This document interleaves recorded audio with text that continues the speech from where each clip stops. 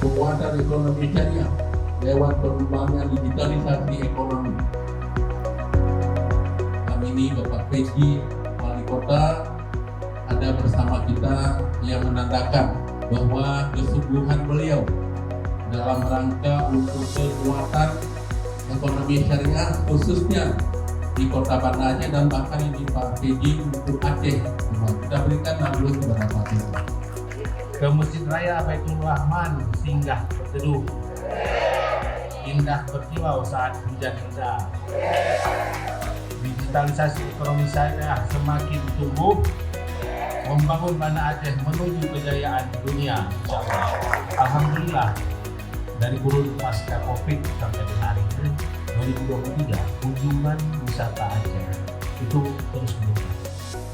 Tahun 2023 itu tercatat sekitar 8,5 juta, dan 2024 ini di Oktober itu tercatat sekitar 10,2 juta.